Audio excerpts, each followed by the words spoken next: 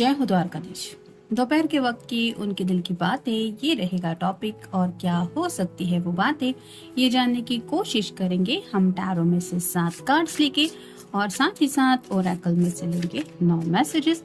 तो शुरुआत करते हैं हम टैरो को शफल करके।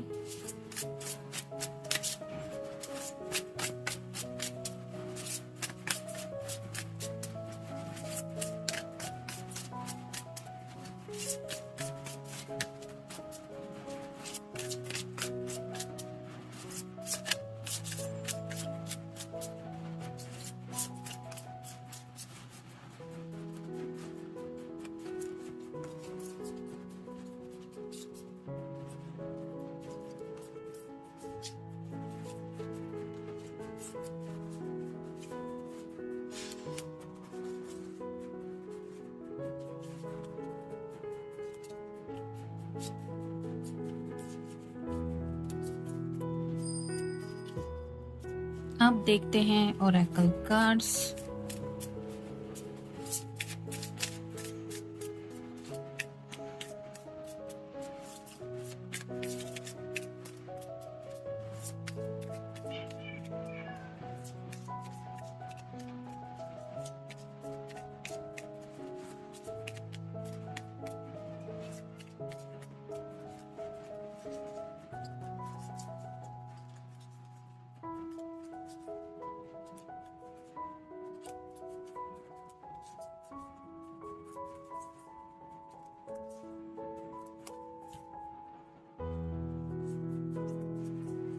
एक्चुअली कल दोपहर के रीडिंग में आई थिंक उसी रीडिंग को लेके कोई एक कमेंट आई थी।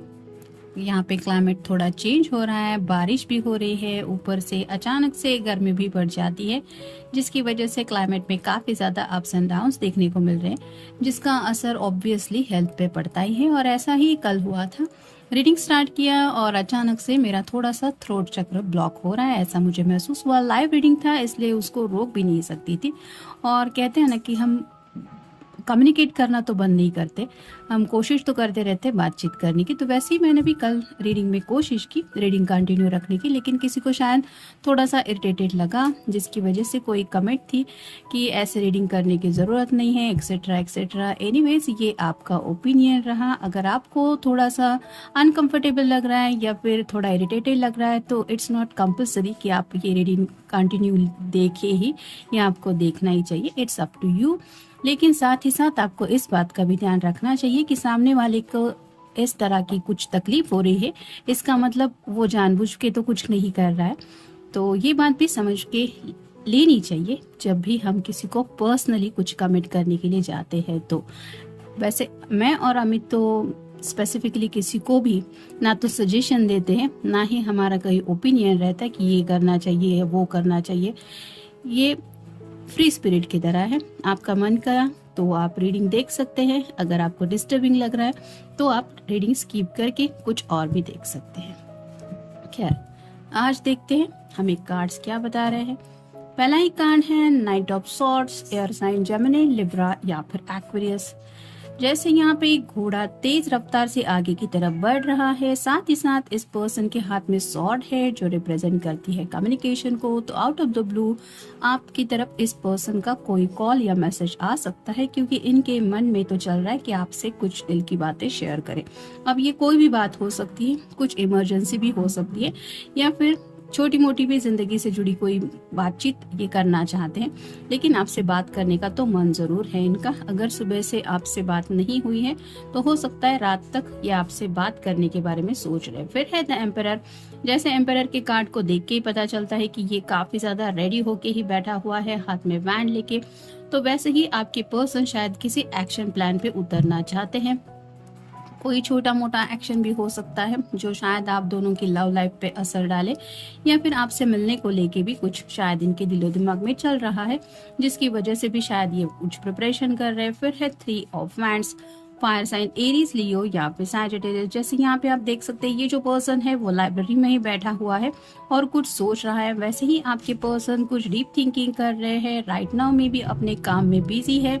लेकिन यहाँ पे जो लाइट्स दिखाई दे रहे हैं वो यही बताते हैं कि दिन रात शायद ये किसी एक्शन के बारे में काफी ज्यादा सोच रहे हैं, काफी कुछ इनके दिलो दिमाग में चल रहा है और ये एक्शन लेना चाहते हैं, क्योंकि वैंड्स रिप्रेजेंट करते हैं एक्शन को और उसी एक्शन प्लान के ऊपर ये काफी ज्यादा हार्ड वर्क भी कर रहे हैं। यानी कि कई बार ऐसा होता है कि कुछ लोग एक दूसरे से प्यार तो कर बैठते हैं, लेकिन जब जिंदगी में बात आगे बढ़ने की होती है तो उनके सामने कोई प्लान रेडी नहीं होता। क्या करना है, रहेंगे कहाँ, कैसे सब मैनेज करेंगे, ये सवाल जब सामने आते हैं तो उनके पास सोल्यूशन नहीं होता। और ऐसी शायद कुछ अगर इस पर्सन के सामने अगर हालात क्रिएट हो गए हैं कि मे बी घर वाले कुछ और सोच रहे हैं और ये पर्सन अगर कुछ और चाहते हैं, तो शायद इनको लग रहा है कि अपनी जिंदगी का कोई प्रॉपर डिसीजन ये अपनी मर्जी से ले। फिर है द व्हील ऑफ फॉर्चून, यहाँ पे भी स्टार साइन लगा हुआ है जो रिप्रेजेंट करता है विश को। ये ऑब्वियसली ये सभी जो सिंबल दिखाई दे रहे हैं वो भी विश को ही रिप्रेजेंट करते हैं। तो वक्त जो हाथ से बीतता चला जा रहा है, एक एक सेकेंड जो बीत रहा है आपके बिना, उस सेकंड का ये इम्पोर्टेंस समझ रहे हैं। यानी कि अपने दिल की ख्वाहिशों को लेके वो काफी ज्यादा सोच रहे हैं। ईच एंड एवरी सेकंड अगर उनके दिल में आपके लिए जज्बात वो फील करते हैं तो उनको पता है कि अब उन्हें करना क्या है या फिर वो करना क्या चाहते हैं। फिर है द फूल, न्यू बिगिनिंग का कार्ड है। एंडिंग, और आप एंडिंग तो नहीं कह सकती लेकिन न्यू बिगिनिंग जरूर चाहते हैं। जैसे यहाँ पे ये ऑलमोस्ट आप कह सकते हैं हिल के ऊपर बैठी हुई है और एक छोटा सा फ्लावर है उसके हाथ से नीचे गिर रहा है। वैसे ही ये पर्सन कोई ऐसी खास प्रिपरेशन के साथ तो रेडी नहीं है, लेकिन नई शुरुआत करने के लिए तो काफी बेसब्री से इंतजार कर रहे हैं। थोड़ा सा इनको एडवेंचरस फील हो रहा है उस बात को सोच के ही कि मैं जिंदगी में आगे बढ़ने वाला हूँ, या फिर आपके साथ जो फ्यूचर इमेजिन कर रहे हैं उसको लेके थोड़ा सा थ्रिल महसूस हो रहा है इनको। फिर है द मैजिशियन, यहाँ पे सॉर्ड है, बैंड है, पेंटेकल है और कप भी है जो रिप्रेजेंट करते कि ये पर्सन शायद काफी ज्यादा अपनी मर्जी का कुछ करना चाहते हैं, यानी कि एक्शन भी लेना चाहते हैं। वो अपनी मर्जी के मुताबिक बातें भी दूसरों से करना चाहते हैं, वो जो ये कहना चाहते तभी कहेंगे। साथ ही साथ ये आपके लिए तो सोचते रहते क्योंकि कप है ही, लेकिन राइट नाउ आप कह सकते थोड़ा सा सेल्फिश होके ये अपनी जिंदगी के बारे में सोच रहे हैं और इसी वजह से ये मैजिशियन का कार्ड आया है कि ये सोच रहे हैं कि मुझे आखिर करना क्या है अपनी छोटी सी दुनिया में सब कुछ सही करने के लिए। यानी कि ये जो वक्त अभी ये अकेलेपन में बिता रहे हैं उस वक्त से ये निकलना चाहते हैं। सभी कार्ड्स में आप देख सकते हैं यहाँ पे भी ये अकेला है, यहाँ पे भी अकेला है, यहाँ पे भी सोच रहा है और ये भी अकेली बैठी हुई है। तो ऑलमोस्ट 2 ऑफ कप्स के ही कार्ड में या फिर 10 ऑफ कप्स के कार्ड में कपल वगैरह होता है, लेकिन ऑलमोस्ट यहाँ पे तो लोनलीनेस की एनर्जी बहुत ज्यादा है जिस एनर्जी से ये निकलना चाहते हैं। और फाइनल कार्ड है जजमेंट।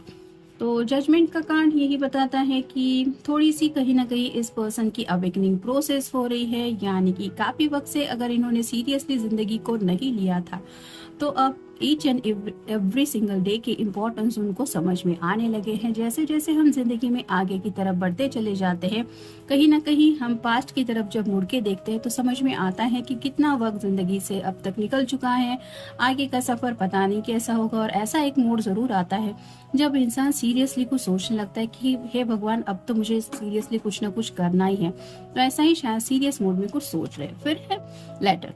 तो जैसे कि मैंने कहा कि आपके इस तरफ कोई कम्युनिकेशन आ सकता है, कोई कॉल या मैसेज करने का ये सोच रहे हैं, या ऑलरेडी इन्होंने ऐसा कुछ मैसेज टाइप करने के बारे में सोचा है कि मैं आज ये सेंड करूंगा, या फिर उसी मैसेज को लेके प्रिपरेशन कर रहे हैं कि क्या कहना चाहिए। फिर है मेलोडी। तो काफी ज्यादा बोरियत उनको महसूस हो रही है, यानी कि शायद अकेलेपन की वजह से कुछ लोग थोड़ा सा स्लाइटली माइल्ड डिप्रेशन में भी हो सकते हैं, जिसकी वजह से मेडिसिन वगैरह भी ये ले रहे हैं क्योंकि स्ट्रेस काफी ज्यादा फील कर रहे हैं अपने दिलो दिमाग में। और कहीं ना कहीं ऐसे सिचुएशन में जब इंसान फंस जाता है कि उसको स्टकनेस फील होता है, जिंदगी में आगे भी बढ़ना है, रास्ता भी नहीं समझ में आ रहा है और करे तो क्या करे ये समझ में नहीं आता, तो वो स्ट्रेस का लेवल काफी ज्यादा बढ़ जाता है। तो ऐसी ही अगर इस पर्सन की हालत हो चुकी है तो अब ये उस स्ट्रेस से निकलने की कोशिश कर रहे हैं। फिर है वेटिंग। तो काफी वक्त से इंतजार ही किया जा रहा है, शायद ये आपसे मिलने का इंतजार हो सकता है, या फिर उनको लगता है कि आपने उनका बहुत ज्यादा इंतजार किया है और अब ये इनका फर्ज बनता है कि इस इंतजार से आपको बाहर निकाले। फिर है मर्चेंट, जैसे ये सामान रेडी करके शिप का इंतजार कर रहा है, वैसे ही हो सकता है ये पर्सन थोड़ा सा आगे की तरफ बढ़ने के बारे में तो सोच ही रहे हैं, लेकिन कौन कौन से ऑप्शंस है अवेलेबल उनके सामने उसके बारे में भी डीप थिंकिंग कर रहे हैं। और कहीं ना कहीं आप कह सकते हैं कि जिंदगी में आगे बढ़ने का लेके जो छोटा सा सफर रहता है हर किसी का, उसको लेके थोड़ी बहुत ही सही, लेकिन ये प्रिपरेशन कर रहे हैं कि हाँ मैं ये करूंगा, या फिर मुझे जिंदगी में यहाँ पे रहना है, ये करना है। थोड़ा बहुत प्लानिंग इनके दिलो दिमाग में है। यानी कि राइट नाउ अगर आप उनसे कुछ कम्युनिकेशन करेंगे या फिर क्या करना है, फैसला क्या ले सकते हैं, ये अगर पूछेंगे तो हो सकता है इनके पास थोड़ा बहुत ही सही लेकिन जवाब ये रेडी कर चुके हैं।